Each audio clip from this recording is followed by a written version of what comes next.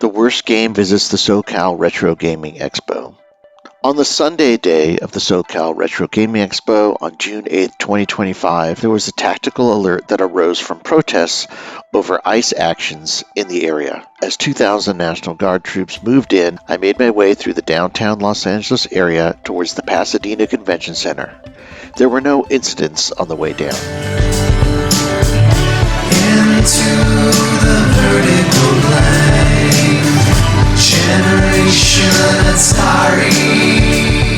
As we waited in line outside with our very diverse and very peaceful fellow LA area retro enthusiasts, a police helicopter hovered above us. It appeared they were looking straight down, wondering why such a crowd had gathered.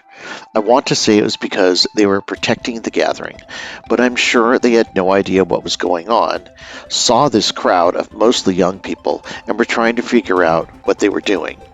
It might not have helped that ICE, apparently, were staying at a hotel nearby. Luckily, there were no incidents except a long line for the bathroom once the doors opened. As we waited in line, Tilt and Bruce showed up. I was happy to see both of them. I was eagerly anticipating Tilt, who brought his new board for Worst Game. He decided on his own accord to create a logic board for 2600 cards that could support flashed ROM.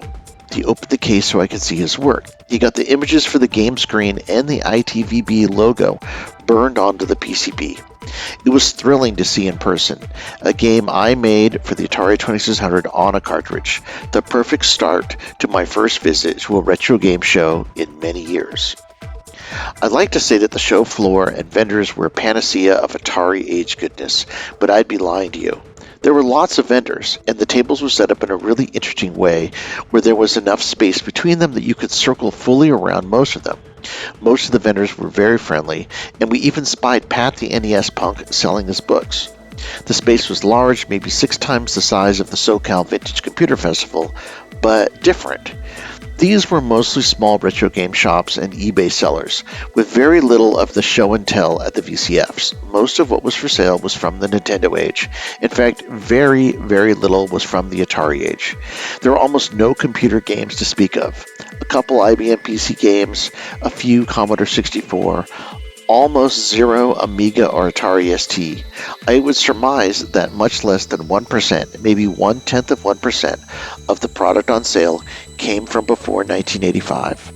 Maybe a few dozen loose Atari cards, a small handful of box games, a few Jaguar and a couple Lynx games, a smattering of Intellivision boxes, and that's it. I did find a CIB copy of Astro Chase for the Atari 800, which was nice, but the lack of Atari age goods made me switch gears mid-flight, and instead I looked for Sega Master System games. Of the literally thousands of Nintendo and Genesis cards, there were maybe 30 SMS cards to choose from, most of them multiple duplicates of easy-to-find games.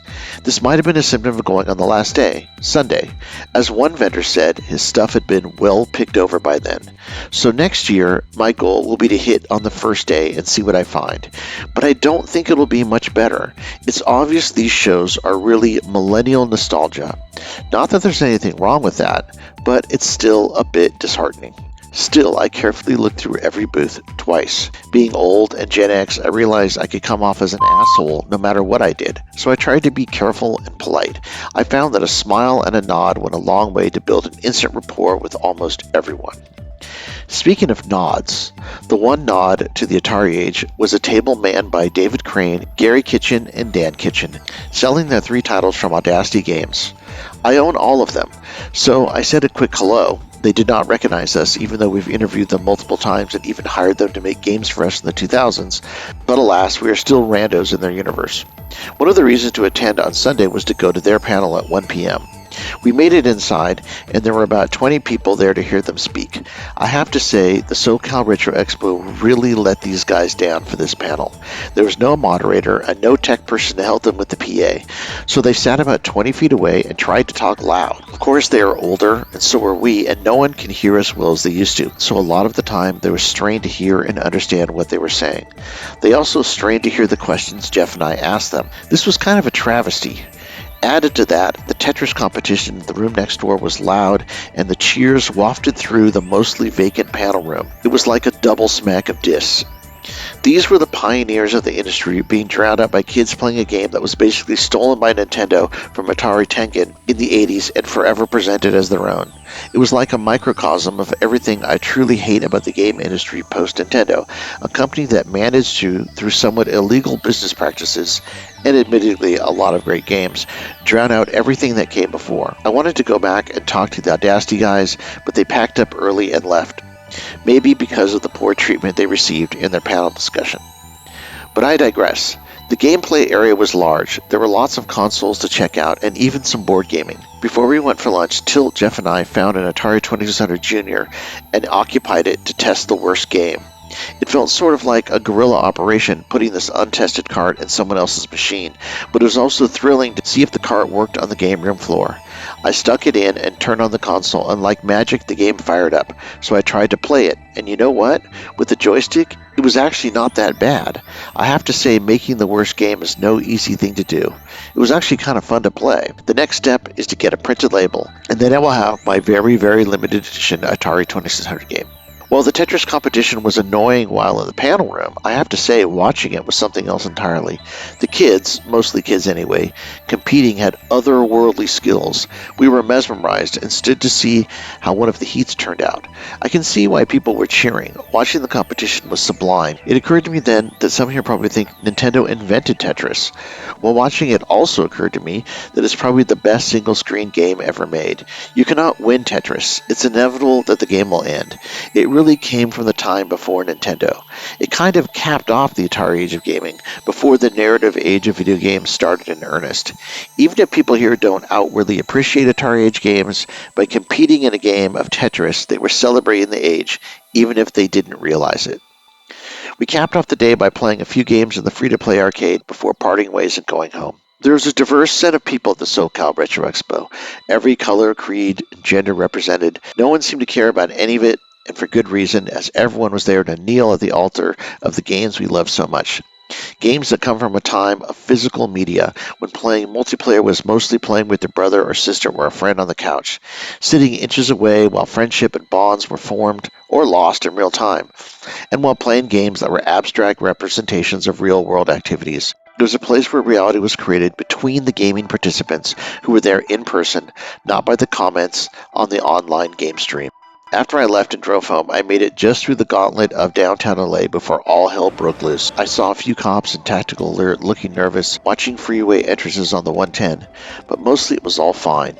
And I got home in 45 minutes. Later on YouTube, I watched a bunch of cars burning on the street and saw some protesters barricaded as the rubber bullets, foam batons, and tear gas grenades flew by. I saw the freeway I just traversed occupied by people trying to make their voices heard. When I found out that the burning cars were driverless Waymos, I was struck by how appropriate that seemed. In an era where we worship technology at the expense of actual people, the first victims of the revolution are the means under which the people are subjugated. But that did not ruin my mostly good day. Even without a lot of Atari age goodness, the SoCal Retro Expo was a good experience. While LA is being invaded by an unnecessary militarized force based on an illusionary fantasy created by a madman, the SoCal Retro Expo reminded me that the physical world is basically good. The real world is basically good, and the people that inhabit it are also, for sure, basically good.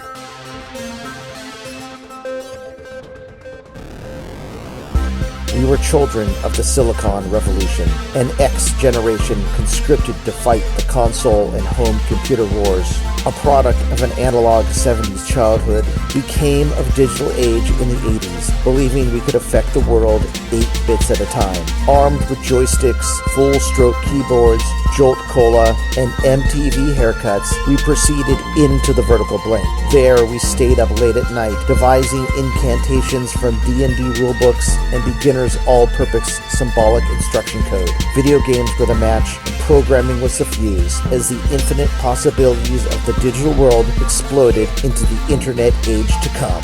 We are Generation Atari. Into the vertical blank.